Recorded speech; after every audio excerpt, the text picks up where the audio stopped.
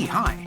Welcome to Someone Else's Movie, the original podcast where an actor, writer, director, or nebulous industry figure gives a little love to a movie they didn't make. I'm Norm Wilner. I'm a critic, consultant, and programmer based in Toronto, and this is the other thing I do. My guest this week is Tiyawnda, playwright, comedian, and Second City alumnus who works in sketch, stand-up, improv, and musical comedy. Her characters are sharp and weird and very funny, as you'll see if you just check out her Instagram.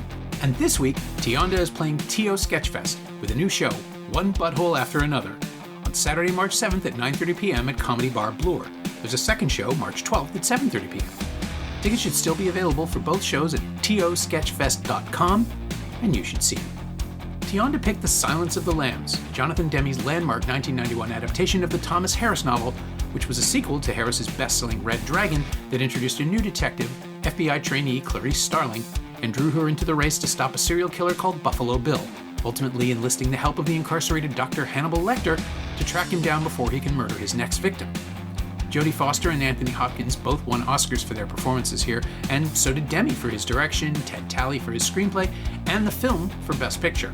35 years later, no other movie has come close to doing what The Silence of the Lambs did for Thomas Harris's characters, although Brian Fuller came pretty close with a TV show. But that's television, and this is someone else's movie. So when I was really little, my mom was like a single mom, and I lived with her. And my dad wasn't over much, but one time he came over. I was about like 4, maybe 3, and Silence of the Lambs was on TV. And he was like, well, I want to watch this, but, you know, Tiyawnda's obviously too young. That's not appropriate. So I'll just record it on whatever is in the VHS player. And so he recorded over Home Alone, I think. And when my mom was alone, she would like go do laundry or go grocery shopping and just leave me like by myself for a bit and throw on a movie. And the next time she threw on a movie, it was the recording of Silence of the Lambs. And she returned right at the scene when the body's like falling out of the elevator trapdoor. Yeah. And I was so scared. And I just remember her being like, it's just ketchup. And then for years, that movie kind of seemed so scary in my mind until I rewatched it when I was about 14 or 15 and just loved it. So that it was a fun full circle moment. So you didn't even get to finish it the first time? That's mean. No. Yeah, I just saw like a big chunk of it. That's, I know I'm a little older than the generation that grew up with like constant rotation cable. You know, movies on TV in the 90s all the time. And I know there is a thing about wandering in, seeing a thing, not fully understanding it, and then catching up to it again. I can't imagine what something as vivid as The Silence of the Lambs would leave you with as an impression. Like, what did... Well, I remember, because the movie, it's actually pretty slow. It's a lot of talking and like kind of boring police work. And then there's a few kind of jarring, shocking, violent moments, right? Like the one where Hannibal escapes, and then obviously that really intense night vision infrared ending, which I didn't see, right? I saw probably the first 2/3 of the movie, maybe, I guess. And I remember thinking it was really boring and like a boring grown-up movie until all the kind of blood came out. And I was scared of elevators for a long time, I think. Okay. See, that makes sense. Yeah. Yeah, it's not like you come away from it. I don't think it's leaving people with the terror of monologues to camera. Yeah, no. But I was, I saw it in the theater. I was, early 20s. I had read the novel. I was a horror kid, so I was like fully prepared, ready for, I'd see Manhunter and knew the Lecter thing as legend. And I saw it with an audience that, again, also I think, isn't this supposed to be scary? Isn't this supposed to be a horror movie? And then you just get drawn into it so slowly and gradually that by the time it was over, everybody's holding their breath. Everybody's tense. There's screams with the screams in the moment that Bill reaches out to touch Clarice. And it just played the audience like an orchestra conductor. And I have to say, like, I was a fan of Jonathan Demme's, and I thought he was a weird choice for the film. And I still don't know why he wanted to do it. Yeah. I'm not that familiar with the director, but I was like looking up what's other stuff he's done because still didn't really know the name, and I was surprised. I was like, oh, it's kind of like an interesting grab bag of films he's done, but I guess it was the right choice. It was great. He just came at it from a place of performance, right? Like he just wanted to know what the actors would do. That was always his thing. He just wanted to put talented people in a room together and watch them bounce off of each other. And this film has such stillness and so many constraints that it adds in. You know, Lecter's imprisoned for the first half, and Foster's safe, but she can't play safe. She's got it's marvelous. Every time I rewatch it, which isn't as often as it should be, I suspect, just because I know the film so well and I know the story, I see something new in the performances and in the staging, and just these little things that other directors just probably would have blown past because they'd want to go for the sizzle. You know, like when Ridley Scott made Hannibal a few years later, 10 years later, and when Brett Ratner remade Red Dragon, it's all about, Anthony Hopkins is so terrifying and intimidating. It's like, yeah, but that's not the point of any of these scenes. No, yeah. It's really just about the relationship there between Hannibal and Starling. Yeah. And there were people, I mean, even Thomas Harris, when he wrote the novel, or after the novel came out, was sort of not attacked, but questioned for setting up a relationship. You know, like, is this a romantic connection? It's like, he's her therapist. It's such a perverse idea that this monster is actually helping someone. No, yeah. That was an interesting. And I know Jodie Foster, right? That was a big reason she didn't want to continue doing the films, I think, because she was like, well, people are really playing into this potential romantic thing between them, which is just not at all what it is or ever would be. So I read Red Dragon like last year, and then I read all of Silence of the Lambs yesterday. I thought, you know, if not now, then when? And then I watched it just to jump into this. So yesterday was a real Silence of the Lambs filled day. It is a really faithful adaptation, I will say. Like it is. I also read the book in a day. I blew through it, started it on an airplane flight to Boston, and then just insisted on finishing it, which was kind of rude in retrospect to the family I was staying with. It's like, yeah, we'll talk tomorrow. I really need to know what happens. Yeah, it's great. I'm a big fan of the Hannibal TV series too. Did you watch that? Oh yeah, I loved it. And it finds something too that the films don't, which is because the movies have to compact everything into 2 or 2.25 hours, right? You just do not get the relationships that form, and again, I'm going to keep saying the word perversity, just like the sheer glee this character takes in torturing people who don't know they're being tortured. Because what Fuller establishes, and really quickly, like maybe 2 episodes in, is that Lecter is feeding people all the time. Yeah. You know, he has the best dinner parties and the carpaccio is exquisite. And it's like, yeah, we know, you don't. And it's evil. It's truly, truly horrible. And then what Brian Cox got about Lecter in Manhunter is that he's not sorry for any of it. He's just sorry he's caught.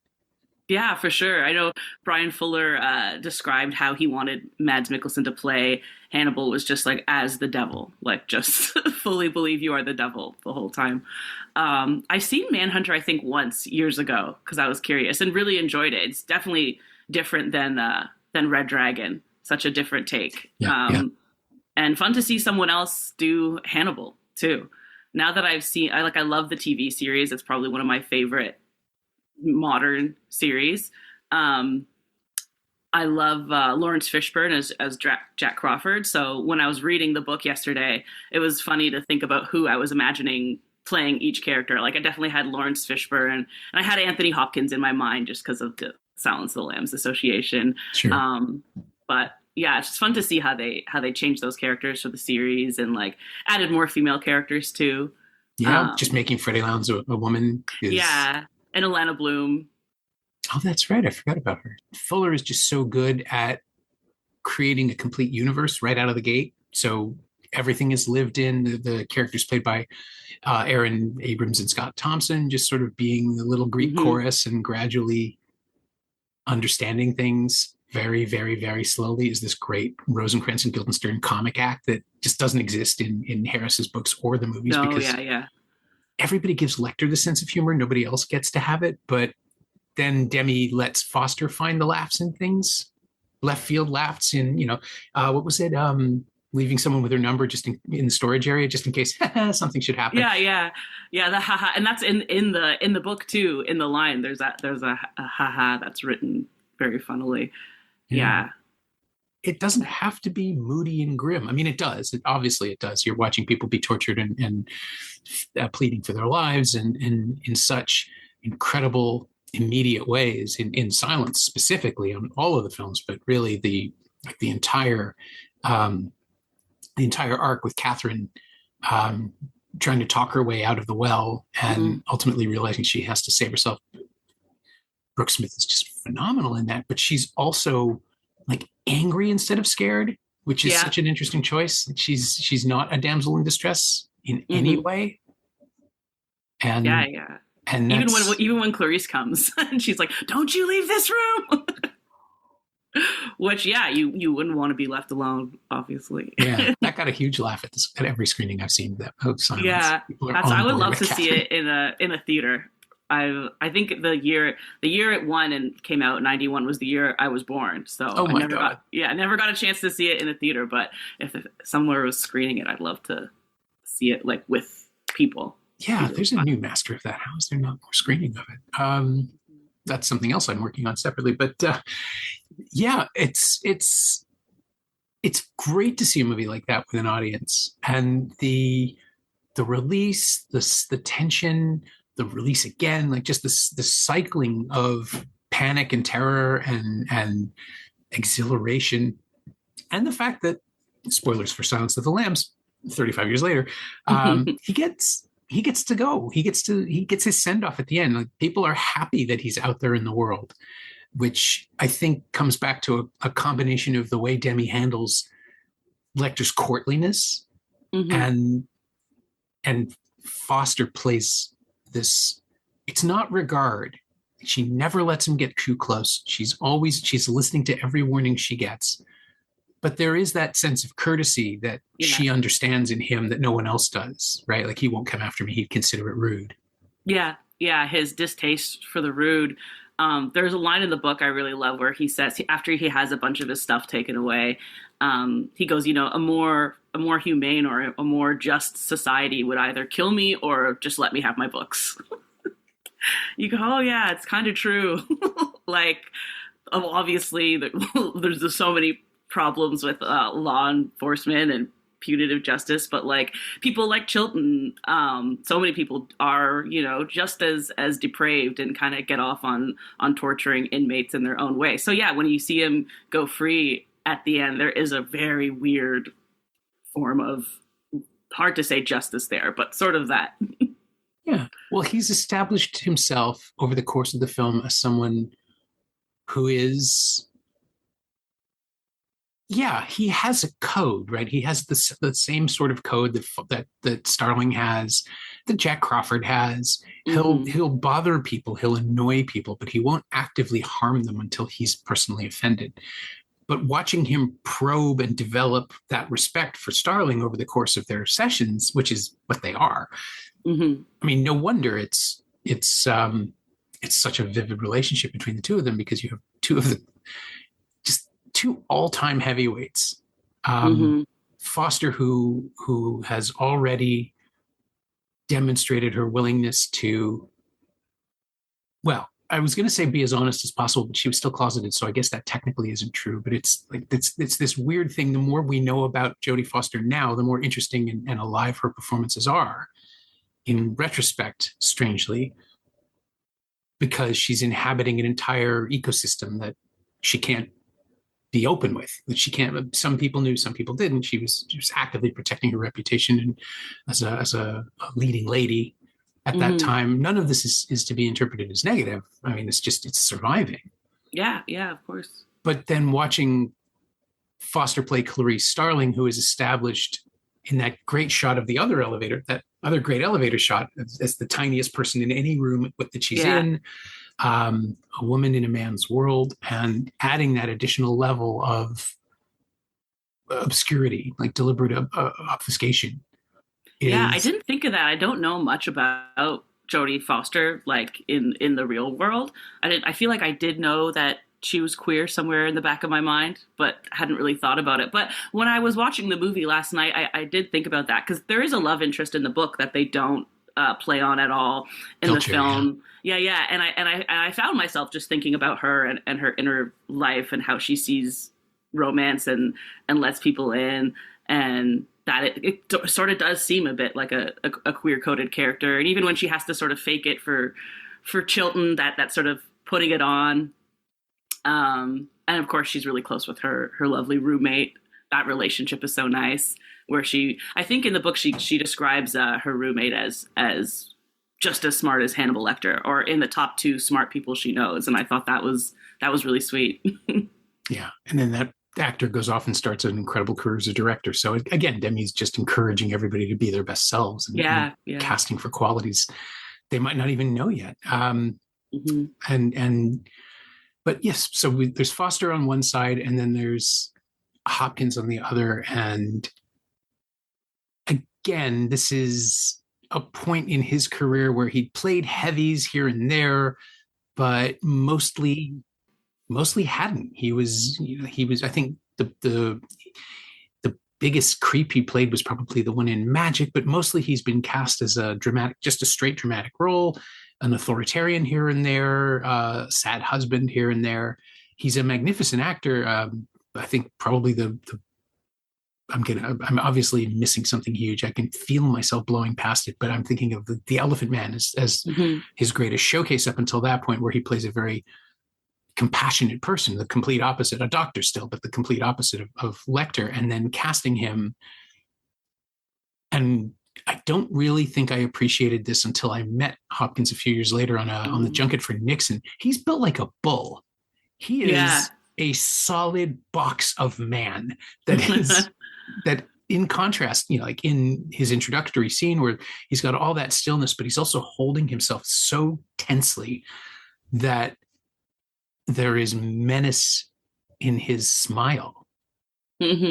Before he's like small in stature, but he's still so threatening.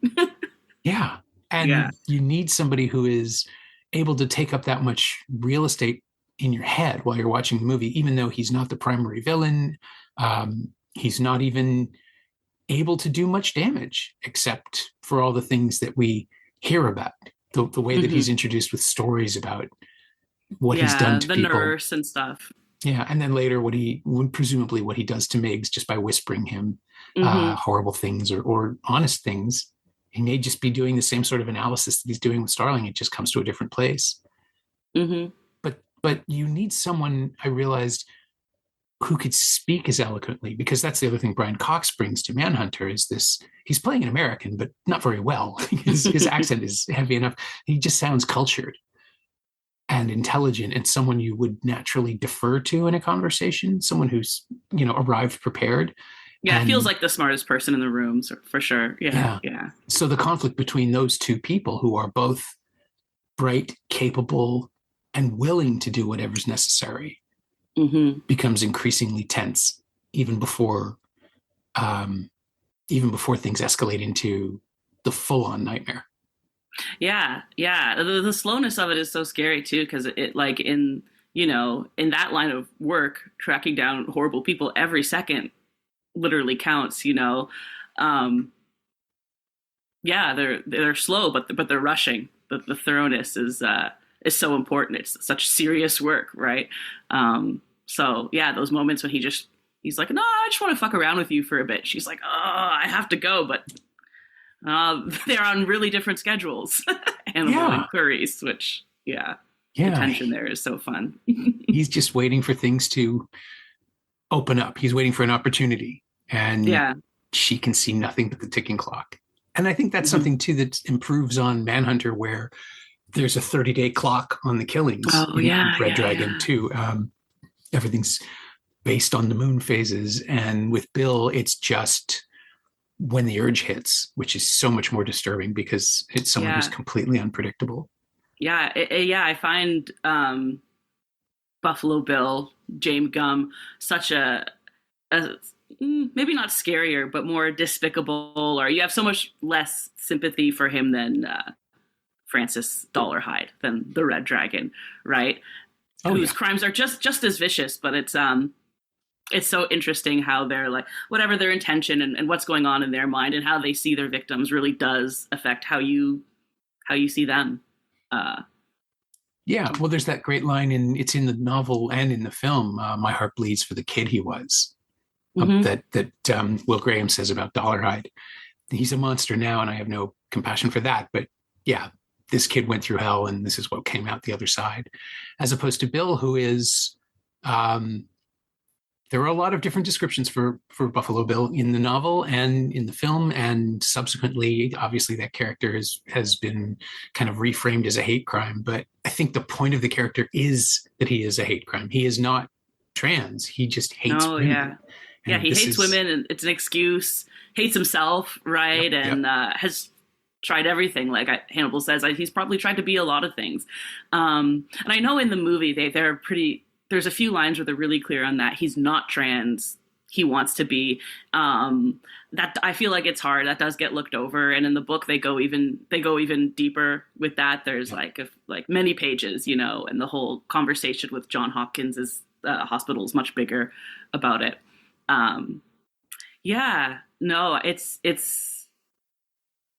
and I know such a big, not a big part, but they mention it in the book. They avoid words like evil and crazy, and they talk about how these people are made, which is so important. I actually grew up in foster care, in the foster care system, from the time I was like around 6 till I stayed until I aged out. I was a Crown Ward, and so many characters, villains, have this background of being in foster care or orphanages or kinship care or whatever it is. It's all the same thing.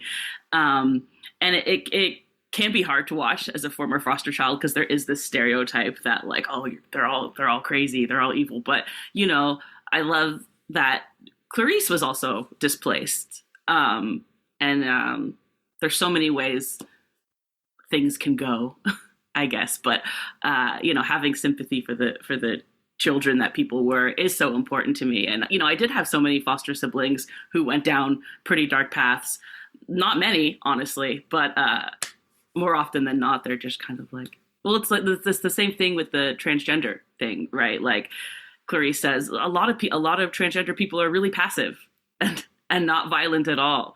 So I think it's really interesting when people get kind of bothered or triggered by the transness of it, because I mean, people turn out so many ways. And me as a foster child, I see that stereotyping so much in storytelling. And I think if everyone is allowed to be a villain, right? Yeah. Sure. It's a bit of a ramble there, but no.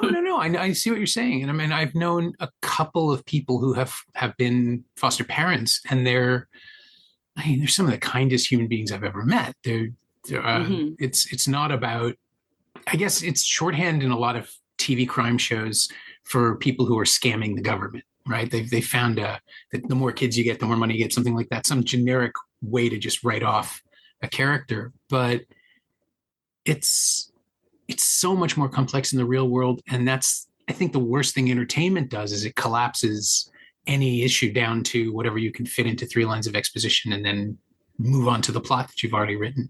So here it's the trans issue, and the scene where he videotapes himself is, it's deeply uncomfortable. It's supposed to be deeply uncomfortable, and it's grotesque, but it's not grotesque because it's a portrait of a trans character. Mm-mm. It's grotesque because it's how he imagines. I mean, that's the problem, right? Depiction and endorsement are always 2 different things, or they should be anyway, most of the time in horror, obviously. But I think Demme is, like, his track record is among the most sympathetic and non-judgmental of any filmmaker to work in fiction in America. And he is very clearly showing us that this is something that Bill thinks is cool and amazing, and that he is not. Hmm. pulling off at all. Like he is, No, no. it's an imitation of an identity. Yeah, and he's such a loner too. This is something he does very much on his own. It's not about how he really presents to the world or our community. He's just alone in this big giant house hurting women is what it's is what it's really all about. Yeah, I thought about it. Yeah. The only time we see him in the world is when he abducts Catherine, and even then he's faking something. He's pretending he has a cast, and he's pretending to be nice. And then when he meets Clarice, his immediate response is to just retreat. Yeah. Into into the safety of his tomb. Mm-hmm. And I was trying to figure out about the non-judgmental nature of Foster's performance, where her guard is always up, but she's also more than willing to listen to people and talk to people and be honest about herself when necessary. She doesn't like it, but she'll do it. Yeah, she's very open. And I think that helps. Like, she's a woman, she's from a lower class, and she's just so much more open to connecting with people. Even when she's going to interview, Frederica Bimmel's family and friends, she's just there on a sort of different level than probably any previous investigator has been. Like, yeah.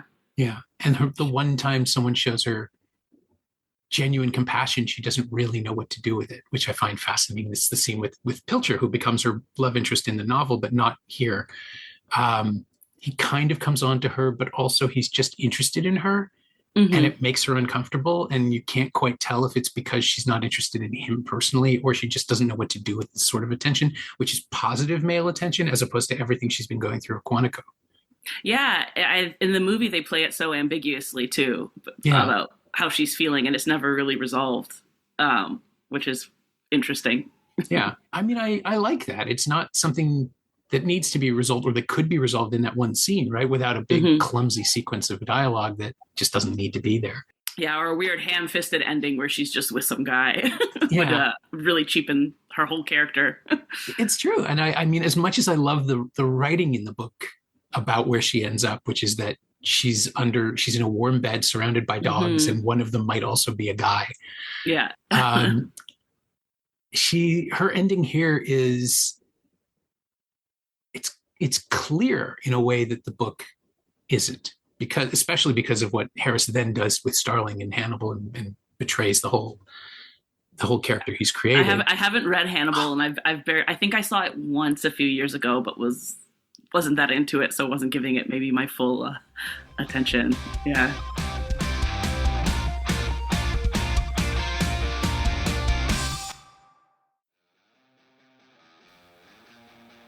Hey, it's Norm, interrupting my own show to bring you up to speed on Shiny Things, my newsletter about physical media, culture, and the odd streaming project.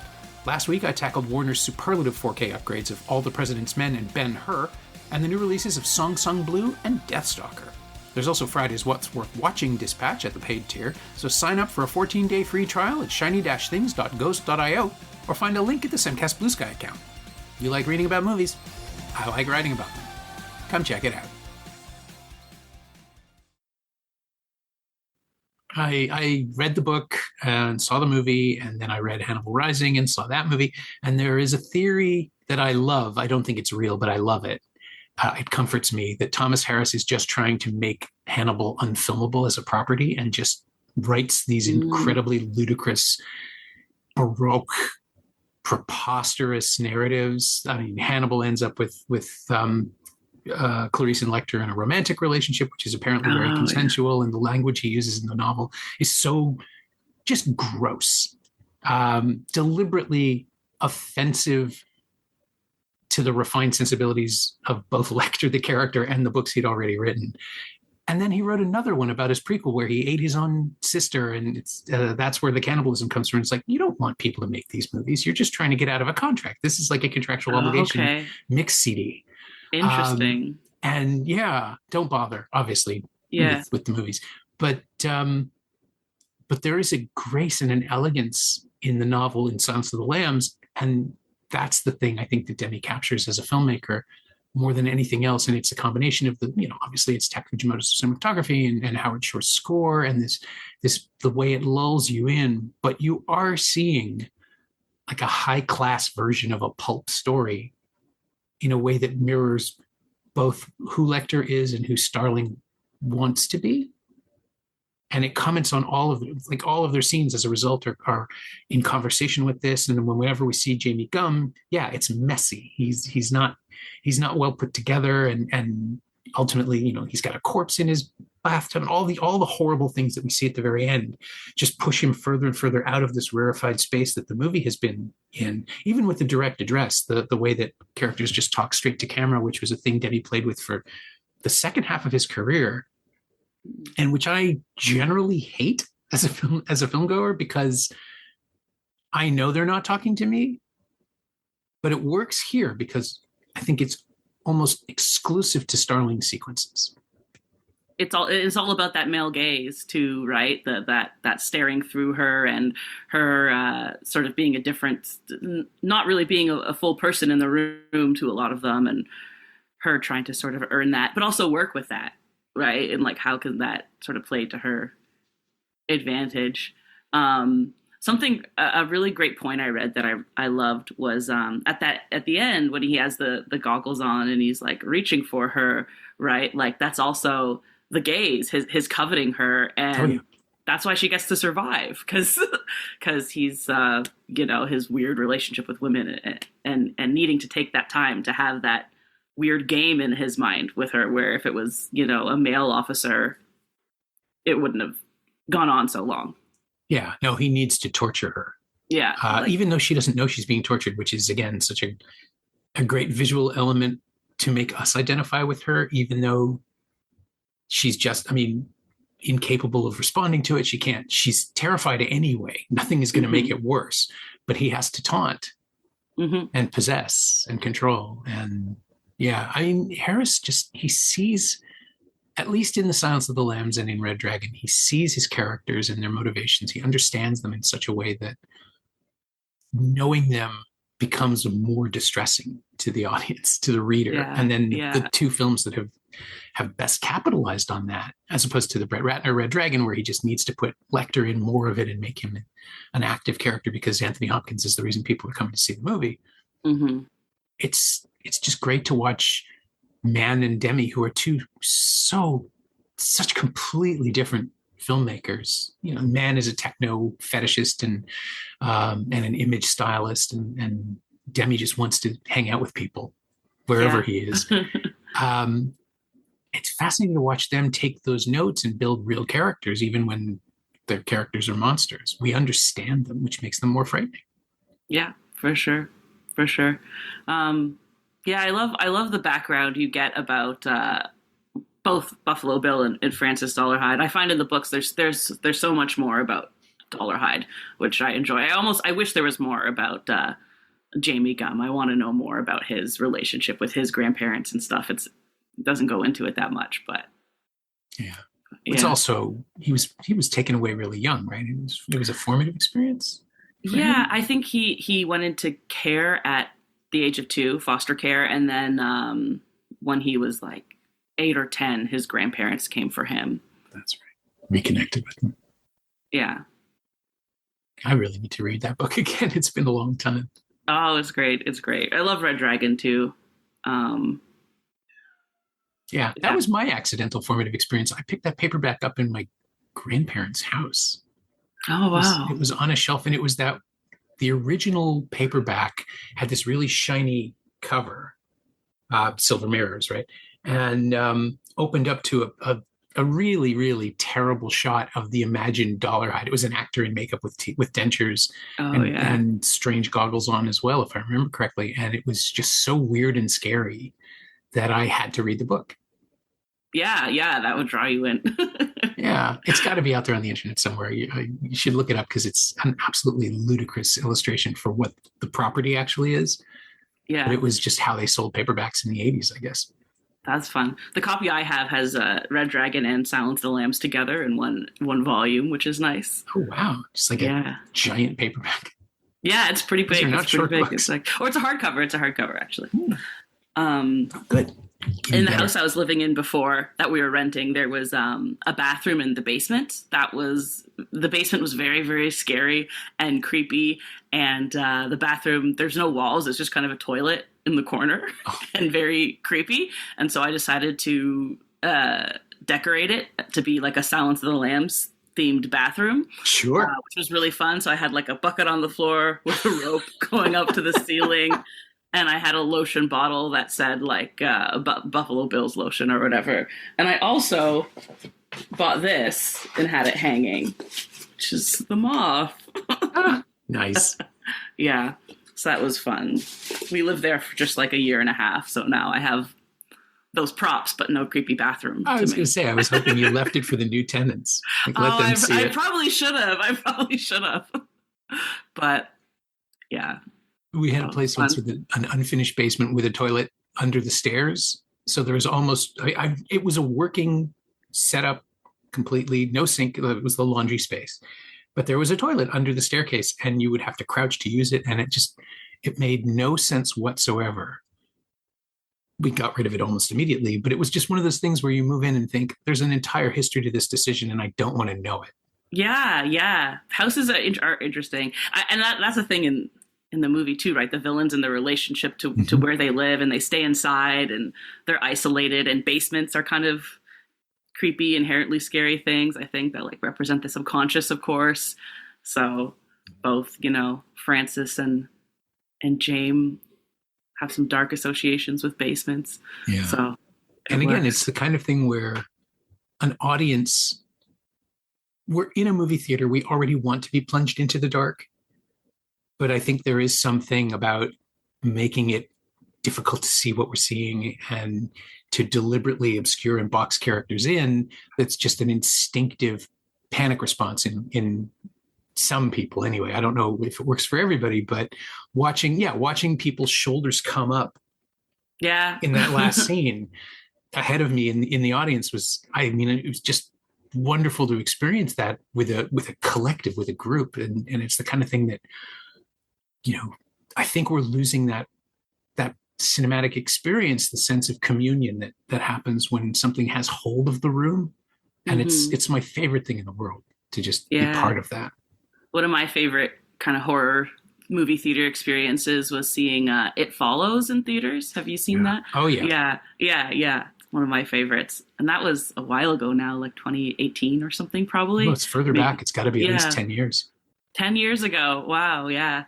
Wow, that's a long time ago. But that was such a good movie experience. And that movie is also so tense and almost slow, but obviously time is of the essence and full of dread. Yeah. And it's a film that teaches you as the viewer not to ever let your guard down. Yeah. You're keyed in on whoever's moving in straight line towards the camera. Yeah. I heard they were making a sequel of that. I've kind of heard that for a while. I don't know if it's going to come to fruition or not. But I think it might be happening now, but I just don't. I guess if you have, if you're willing to follow the story forward in real time and see what happens 10 years later, then maybe. But I don't know. It's such a perfect self-contained package. I don't know that I need more of it. Then again, David Robert Mitchell's a great filmmaker, so I'm curious if he's running it. Let's see where it goes. Yeah, I'd be curious to see just where it's set in time too, and what it looks like. Yeah. And just I do admit I live in terror. I guess the Hannibal series took care of it for us, but I live in terror of another reboot of the character, that there'll be some other attempt to tell the story. Of Silence of the Lambs? Yeah, specifically because those rights are separated. They couldn't actually use them, the Clarice Starling character in Hannibal the series. So, if Rafaela De Laurentiis decides she wants to sell them to somebody else, and I do honestly think it's insane that we haven't had an Amazon series about young Clarice. We have, haven't we? Wait a minute. Oh, wait, there was Clarice. There was a Clarice, God, yeah. I shot it here in Toronto and I blanked it out completely. Me too, actually, until we were both like, yeah, they haven't done that. No, I had a few friends who were, because I'm like in my friend group known as like the Silence of the Lambs person, and a few friends who messaged me and they were like, oh, have you seen Clarice? And I was just not drawn to it for some reason. I know Brian Fuller a few months ago, just on his Instagram, was saying that like doing Silence of the Lambs would be a dream project for him, and bringing Mads back for it. I don't think that there was no concrete plans. It was just kind of him talking about his desires and aspirations and stuff. Yeah, I don't see how. You obviously, of course, if he does it, I want to see it. I'm on board. But I just don't see how you can do that show or that premise with Mickelson. I don't know, like, yeah, who do you get? Like, they tried it. I immediately looked at the television series, and it was Rebecca Breeds, who I believe is an English actor, as Clarice. Sorry, Australian, and that's the problem, right? Who do you get who can hold their own against that version of Lecter? So Brian Fuller had said on his Instagram, again, this is just him talking, he threw at Zendaya, which I thought was interesting. Which I don't think I would love. Maybe it's a deep jealousy where I'm like, I want to be Clarice, so I can't handle it. Maybe that's why I didn't watch the show. I don't know. But that's who he threw out. So, yeah. I mean, she's almost too old now. Zendaya. Yeah. Like, in my head, Clarice is a student. Yeah, I guess she's like a graduate student, right? She's old. She would be old enough. Yeah. Because I think she's done years in forensics and street cop detective stuff, which I guess you have to do before going to the FBI too. So suppose. You know who I want, and it'll never happen because I don't think she'd be interested, honestly, is Devery Jacobs. Oh, I don't know who that is. Oh, she's she plays Laura Dannon in Reservation Dogs. You've seen her in stuff. She's all over the place. And she is a phenomenal dramatic actor, and everybody, because she's young and she's got a lot of energy, people tend to cast her more towards, not comic exactly, but if you saw Backspot, which is a film Devery made couple of years ago, I programmed it at TIFF that year, and it's this incredible, intense study of a cheer squad contenders who are all fighting for the same spot, and Devery's the lead, and she's like kind of a quiet OCD thing going on with her character, but it's all about stress and how she carries it. And I thought, you know what else could work here? Yes. Okay, Backspot. I'm gonna look that up. I love a cheer movie. Yeah, I could also see people throwing out Florence Pugh for Clarice. I could see that. Yeah. I could see her name being thrown around. I mean, she's great at everything, so obviously. But I want somebody. It's funny. Like, I want Devery because not enough people will know her. Yeah, I think it's when I think of Clarice, it feels satisfying to have a kind of lesser known but really talented actress do it, which is why I would kind of like veer away from Zendaya, personally. Yeah. But again, it's Fuller. I'll defer to him. He sees people. I trust him. Right. Yeah. Yeah. It's it just opens up so many different. Because Silence is such a solid adaptation too, that you'd be watching someone try to avoid repeating its moves, and that kind of throws things off too. I mean, we've seen that once or twice. I mean, it even happened with Demme, who remade Charade, and he had this string of remakes in the 2000s, The Manchurian Candidate and The Truth About Charlie, which was a Charade remake, and there's a third one I can never remember. But in each case, he's sort of divorcing himself from the original films because he knows they'll be compared immediately. And I mean, that's what he did with Silence too, because it has no aesthetic connection to Manhunter at all. And this is just 5 years later. He's actively not making that sequel. Yeah. Just picking it up and then telling your story. I'd love to see Mads Mikkelsen as Hannibal behind bars, right? Like, I think that would be so interesting, imagining him talking a bit less and more confined. It's true. It's the one thing that's denied us in the series. Yeah, and that was one thing that was so exciting about the series is so many people, we want to see Hannibal as a working psychiatrist or psychologist, and we get that, and it's so exciting. So it'd be fun to then go full circle, go the other way, and have him behind bars. Yeah, I wonder how you play, or even if Fuller would go for the humor of a caged Lecter with Mickelson, because the fun of Hannibal is us being so far ahead of the rest of the characters around him and just watching him enjoy his day, whatever he's doing. But I guess, I mean, The Silence of the Lambs is a pretty fun ride right up until it isn't. I mean, it's Demme, right? Like, he's able to give life to the scenes where things should be really tense. Like the conversations between Starling and Jack, Scott Glenn playing this quiet, kind of reserved, when, well, I mean, there is in the novel anyway, there is the sense that Crawford has he's not fixating on Clarice, but he is definitely using her as a sounding board for his own emotional issues regarding his wife's illness. And that Clarice isn't necessarily hostile to that. Like, she's trying to help as well as to be a good employee. Yeah. And Lecter picks up on it, which in the movie feels out of place. Like, it feels like the one time he oversteps. Yeah, and she says that was rude. That's something Miggs would say or whatever. Yeah, but in the book, there's more context because they are a little more enmeshed, I guess, because of what he's going through. That she's pretty sympathetic to. Yeah, like an emotional codependence that Lecter clearly senses. But in the film, yeah, it turns. I guess that's the biggest deviation, maybe, in that it turns into a hero moment for Starling to stand up to him. In that moment which you can write off as Lecter testing her, or you can see it as a bigger victory where he sees that she's worthy of his attention, but not his anger. Yeah. He doesn't get angry. That's the worst part. He gets snide and then he kills you. Yeah, he gets snide or he shuts off, won't play anymore, won't sort of volley back and forth, which is frustrating too when they're on the clock. Exactly, because he's a strategist. Like, he knows how to upset people. Yeah, I love that scene with the senator. Love the suit. Yeah, all that work. Hannibal Lecter is such a magnificent character, and that they got Hopkins, and that Hopkins was willing to do it. He's talked about the performance coming out of a combination of Katharine Hepburn and Hal from 2001, but I do think the thing that's missing from both of those inspirations is the thing that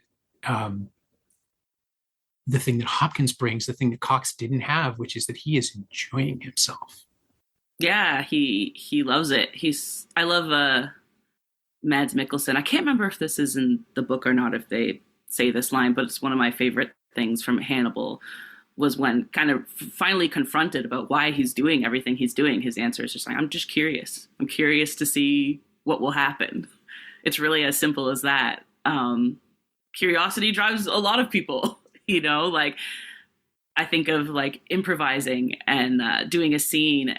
And usually when a scene goes well, it's because you're genuinely curious about what will happen next. You're invested. And I think that's how Hannibal sees everything, as a sort of improv game. Yeah. I mean, it explains why he's drawn to therapy. It explains why he's drawn to cultural scenes to ferret out who deserves his appreciation and who deserves to just be removed. It's the victim in the storage space is an obnoxious musician, right? Someone who offended him.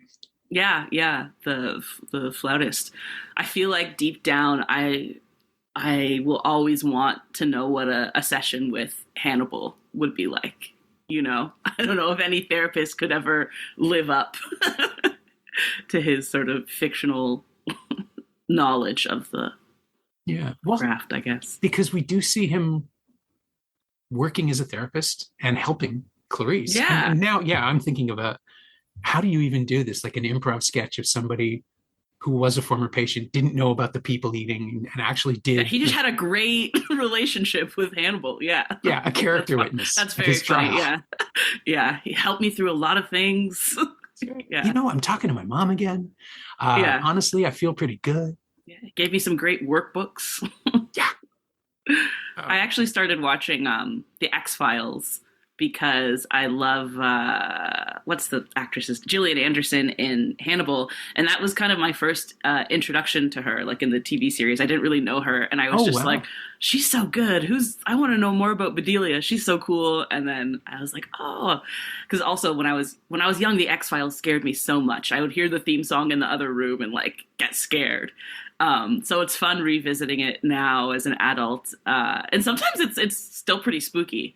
Even though it's pretty old, it holds up. But yeah. Well, I mean, and that show was launched because of the Silence of the Lambs. Like, she is basically playing Clarice Starling. Her introduction and the first.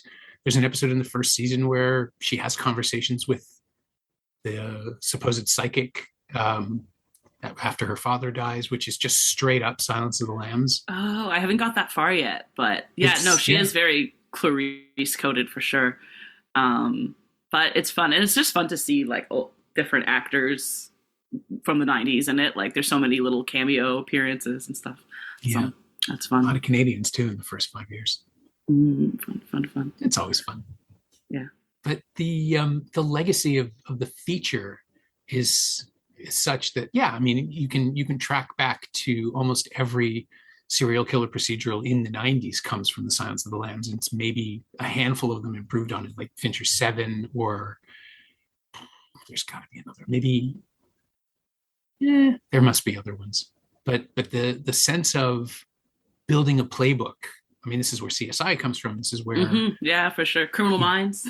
Yeah, every profiler show, every police series, it all comes from this one movie that just doesn't care about any of the details and wants to know more about the characters. And it's the thing that every other adaptation or ripoff misses. Yeah, is trying to recreate that, but they're not focusing on that thing. So I don't really get it. Yeah. Yeah. I mean, wasn't there? Oh yeah. Prodigal Son, the show with Michael Sheen as an incarcerated serial killer whose son is a cop, and just a few years ago. I don't know that one. Before the pandemic, and it's just like every time someone tries it, and you're just like, why would you do that? Yeah, go to the source the way Fuller did, and make a Hannibal. I was going to say Hannibal is the only thing that really works, because I love how when I said like try to recommend Hannibal to people, I often say the first few episodes you're gonna think it's just another procedural, it's another CSI, and it certainly has its sort of monster of the week where it has to, but the arc is so good, and things matter so much more than you think they do. I love it, and I'm always happy when people stick around and get really into it. Oh yeah, it's a glorious show. It really is. And I, even though I know they wanted to go for another season, I think the ending they came up with is pretty much perfect. Yeah, I wouldn't want to do more than that. I know a lot of people didn't like the third season. I really liked it. I didn't watch it for a while because I didn't want it to be over. So I truly rewatched the first two seasons a bunch of times before I finally sat down and watched the third. I've done that with a few shows just because I'm like, I'm not ready for it to be done. Yeah. Oh, no, it's just stylistically, it's just so beautiful. And in the third season, where you realize somehow Brian Fuller has convinced NBC to air a series where there will be, what is it, like the first act of one of the episodes, it's one of Vincenzo Natali's episodes, where it's just a scene on it's train trip and there's no dialogue and it's 8.5 minutes and it just plays. And then it's over, and then you have a commercial break somehow, and you come back into this world, and it's just, you do that on network TV. It's glorious. Yeah. That's a great show. I feel like it was one of I think it was like an episode a week, It wasn't all out at once. Oh, no, binge. It was back. It was on TV. It was Thursday nights at 10 p.m. Yeah. If I remember correctly, we would catch up to it the next day and see what glorious delights they laid out for us. A friend of mine played Hannibal's piano hands, like he's a pianist, so he was the stand-in for the hands. Oh, nice. In a bunch of scenes. Yeah. I mean, is Mikkelsen even there on the day? Do they get to work closely and sculpt that performance? I don't think he got to meet Mikkelsen. It was just some playing. I want to know how thoroughly he investigates that character. That's all. Yeah. But I heard some people who did like background on the show or had small roles said it was such a fun set, and Mikkelsen was a lot of fun and would go out and drink and party with them after. He's a real laugh. He's a lot of fun. I've bumped into him once or twice. We ended up sitting outside the Beverly Hills Four Seasons at a cab stand after the Clash of the Titans junket, and he was waiting for his car, and I was just outside getting some air. And we sat on a bench together for 5 minutes and just sort of didn't interact at all. And then at the very end, I said, I really enjoy watching your stuff.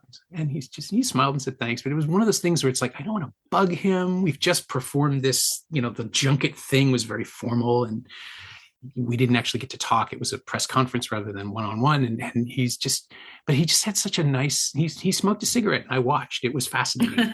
I watched his hand work. Yeah. And apparently he's a big gamer. He would just go into it wasn't a GameStop. It was one of the used stores in Toronto and just constantly switch out cartridges, because apparently he would spend hours playing a given game for a week or two and then just go and get another one and go and get another one. And people would just say, oh yeah, he was in last week. That's fun. I can see that. So yeah, he's fun. Did you see Dust Bunny? I did. Yeah, I actually had Fuller on the show for that. Amazing. A couple of months ago. Yeah. Oh my gosh. I should go listen to that. Yeah. It's fun. He picked Invasion of the Body Snatchers, which is also a remake, incredibly. And he's just Dust Bunny's great. And he understands how to use actors in ways that other directors or producers or writers just wouldn't necessarily see it. Just that quiet frustration in Sigourney Weaver. God, what a great role. She's a real standout. So scary with so little. Genuinely imperious, but hiding the real reason she's upset or annoyed. She's never upset. She's just pissed off. Yeah. But he builds these worlds that I want to get lost in for hours and hours and hours. And of course, if he wants to do the Silence of the Lambs, I'm going to let him. I'm not going to I'm seated. I really like Dust Bunny. Again, as a former foster child, I'm always really interested in how people are going to tell stories about foster care. And I was really pleased with that. You know, sometimes a lot of people I don't like the tellings. They kind of get it wrong. So I feel like Fuller must have has thought about it or has some interest in family dynamics like that. Because I feel like the, relationship with Abigail and Hannibal and Will, there's similarities there, right? In Dust Bunny with the character Hannibal is playing with that little girl and how he imagines family and stuff was really interesting. Yeah, all of his TV stuff is about found families and the worlds we build around ourselves. I think that's necessary for television storytelling because you need an ensemble. But yeah, he's always had a really clear sense of the ways people behave when they let their guard down and who they choose to let their guard down to. Yeah, which is again why Hannibal is so distressing. Yeah. So the way that I usually end the podcast is by asking if there's an element of the film we've been talking about that you've worked into your own art. But given that your next show is titled One Butthole After Another, I don't think it's quite the same. But is there something that you've used or borrowed or just stolen outright? I'm still building the show. So it's just gonna be a sketch comedy show, a solo sketch act. And the title, it kind of lends itself, in my mind, to one kind of crazy character after another, So I'm going to just play a series of different wacky, silly characters. And I don't have them all settled yet. I have a bunch. But after, I read Silence of the Lambs and watched the movie yesterday, so that's definitely on the mind. I'm thinking of maybe doing some sort of profiler scene or I was thinking about like being an investigator who's trying to brief a room of people, but I'm distracted. I really want to get home and watch Love Island or something. And that really bleeds into everything I'm talking about, which I think would be kind of funny. Rewatching it last night, like I love that movie so much, have since I was like a young teenager. And I think a role like Clarice's is a dream role. And so I think it would be fun to try to kind of find a character, even though it's, comedy, where I get to sort of put on those boots a bit. It'd be fun. Oh yeah. I mean, it's something everyone would instantly understand too, right? It gets you over the hump of identification. Yeah, exactly. And I can have the audience kind of representing the room I'm addressing, of course, and have a fun slideshow going. All right. I'm excited to see where this goes. Yeah.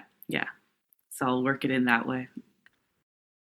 My thanks to Tiyawnda, who's bringing her solo sketch show One Butthole After Another to TO Sketchfest this Saturday, March 7th at 9:30 p.m. at Comedy Bar Bloor, with a second show March 12th at 7:30 p.m. Thanks also to Victoria LaBerge. She knows what she did. You can find Tiyawnda on Instagram at Tiyawnda, and you can find The Silence of the Lambs on 4K and Blu-ray from Kino Lorber Home Video and streaming on Prime Video, AMC, and YouTube TV in the US and Prime Video and Crave in Canada.